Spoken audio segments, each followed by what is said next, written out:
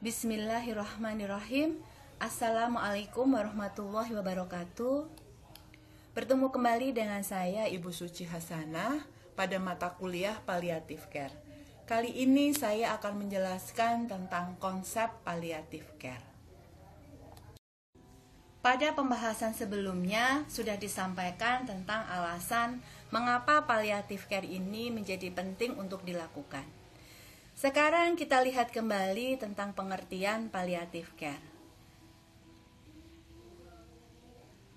Palliative care atau perawatan paliatif berasal dari kata palliatif bahasa Inggris yang berarti meringankan, dan palliare bahasa Latin yang berarti menyelubungi. Palliative care ini merupakan jenis pelayanan kesehatan yang berfokus untuk meringankan gejala klien, bukan berarti menyembuhkan, atau bukan berarti untuk kesembuhan. Perawatan palliative care merupakan suatu pendekatan yang bertujuan memperbaiki kualitas hidup pasien dan keluarganya yang menghadapi masalah berhubungan dengan penyakit yang dapat mengancam jiwa, melalui pencegahan dan membantu meringankan penderitaan, mengidentifikasi dini dan penilaian yang tertib serta penanganan nyeri dan masalah lain baik terkait fisik, psikososial, dan spiritual. Definisi menurut WHO tahun 2011. Berbicara tentang palliative care, pada akhirnya tujuannya adalah untuk meningkatkan kualitas hidup. Sehingga mari kita lihat apa itu kualitas hidup. Kualitas hidup adalah keadaan pasien yang dipersepsikan terhadap keadaan pasien sesuai konteks budaya dan sistem nilai yang dianutnya, termasuk tujuan hidup, harapan, dan niatnya. Kualitas hidup memiliki beberapa dimensi, diantaranya adalah dimensi gejala fisik, kemampuan fungsional atau aktivitas, kesejahteraan keluarga dan spiritual, fungsi sosial, kepuasan terhadap pengobatan termasuk masalah keuangan, orientasi masa depan, kehidupan seksual termasuk gambaran terhadap diri sendiri, dan fungsi dalam bekerja. Dengan demikian, tujuan perawatan paliatif atau palliative care yang pertama adalah memberikan bantuan dari rasa sakit dan gejala-gejala yang menyedihkan lainnya. Yang kedua, menegaskan hidup dan menganggap mati sebagai proses yang normal. Yang ketiga, tidak bermaksud mempercepat atau menunda kematian. Yang keempat, mengintegrasikan aspek psikologis dan spiritual dari perawatan pasien. Yang berikutnya, menawarkan sistem pendukung untuk membantu pasien hidup seaktif mungkin sampai mati. Yang selanjutnya, menawarkan sistem pendukung untuk membantu keluarga mengatasi selama pasien sakit dan dalam keadaan kesedihan mereka sendiri.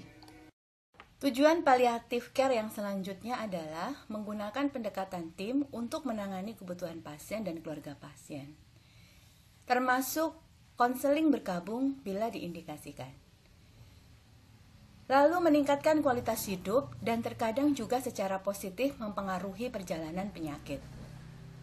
Kemudian, tujuan yang berikutnya adalah diterapkan pada awal perjalanan penyakit dalam hubungannya dengan terapi lain yang dimaksudkan untuk memperpanjang hidup, seperti kemoterapi, radiasi atau terapi antiretroviral, misalnya pada pasien HIV/AIDS, dan menjadi inklusif dari investigasi yang diperlukan untuk lebih memahami dan mengelola komplikasi klinis yang menekan. Yang berikutnya adalah menanggapi kepercayaan dan praktek masyarakat serta nilai-nilai sosial dan budaya mereka. Melanjutkan tujuan perawatan palliative care dari slide sebelumnya, yaitu menanggapi kepercayaan dan praktek masyarakat serta nilai-nilai sosial dan budaya mereka, maka diperlukan suatu pendekatan yang seimbang terhadap perawatan. Menyeimbangkan manfaat investigasi atau pengkajian dan perawatan terhadap beban kemungkinan adanya bahaya dan dengan demikian memastikan kualitas hidup pasien. Sehingga pertanyaan-pertanyaan yang harus dipertimbangkan diantaranya adalah Apakah ada peluang manfaat yang wajar bagi pasien? Apakah intervensi tersebut kemungkinan akan membahayakan pasien? Apakah intervensi tersebut merupakan penggunaan sumber daya yang tersedia secara tepat? Apa keinginan pasien?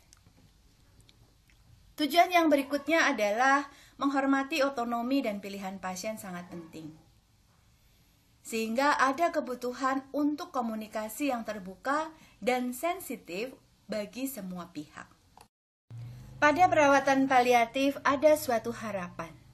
Harapan adalah kekuatan batin yang dinamis yang memungkinkan transendensi situasi saat ini dan menumbuhkan kesadaran baru yang positif akan keberadaan.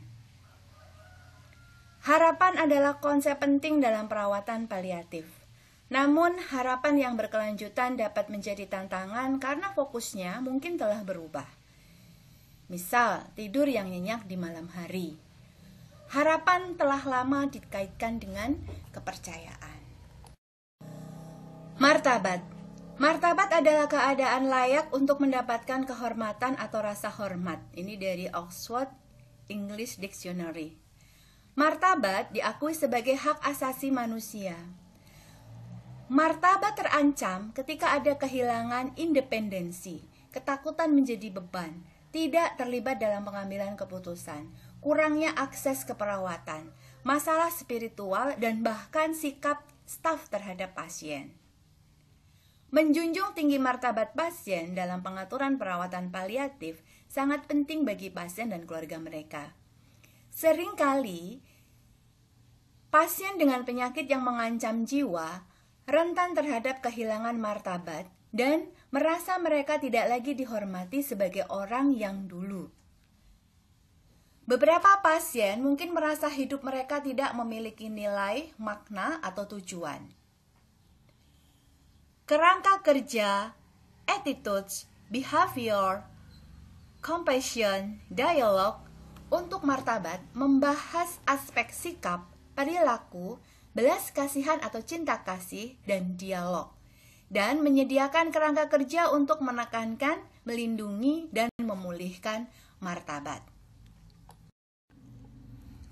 Yang berikutnya adalah ketangguhan atau ketahanan. Ketahanan atau ketangguhan adalah tentang kemampuan untuk berkembang dalam menghadapi kesulitan dan stres. Kapasitas untuk menahan stres dan tuntutan yang luar biasa tanpa mengembangkan masalah yang terkait dengan stres. Kekuatan ada di setiap orang dan bahkan orang yang menghadapi akhir hidup mereka bisa lebih ulet menanggapi itu. Ketahanan memungkinkan untuk perkembangan psikologis, sosial, dan spiritual meskipun dalam keadaan yang penuh tekanan. Ketahanan atau ketangguhan dapat dipromosikan atau ditingkatkan di berbagai tingkatan. Misal individu, keluarga, dan pengasuh, kelompok komunitas, tim staf, dan organisasi. Ketangguhan atau ketahanan adalah proses yang dinamis. Ini dapat berubah dari waktu ke waktu dan merupakan kombinasi dari karakteristik internal dan eksternal individu, sosial, budaya, dan fisik mereka. Kebutuhan akan palliative care meningkat seiring dengan beban penyakit kronis yang meningkat.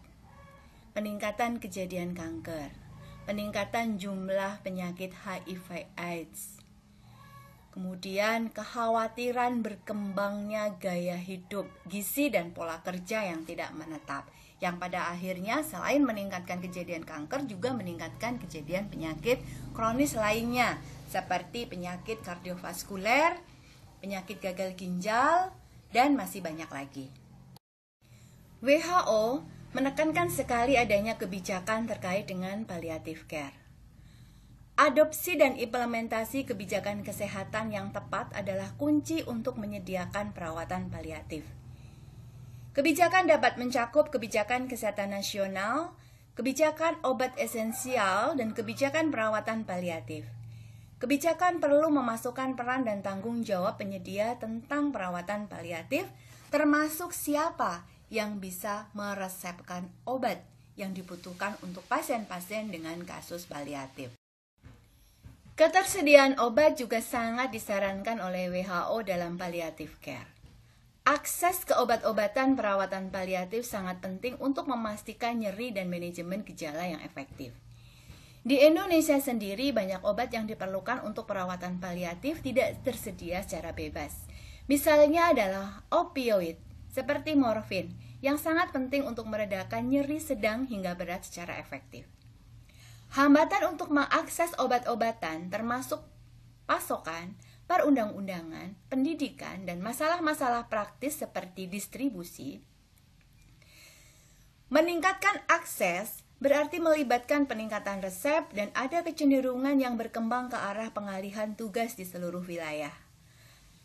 Daftar obat-obatan penting untuk perawatan paliatif adalah alat yang berguna untuk memungkinkan akses ke obat-obatan. Edukasi. Edukasi juga merupakan hal yang perlu ditekankan pada perawatan paliatif. Pendidikan perawatan paliatif harus menargetkan audiens yang beragam. Misal, pembuat kebijakan, petugas kesehatan non-profesional, dan masyarakat secara umum.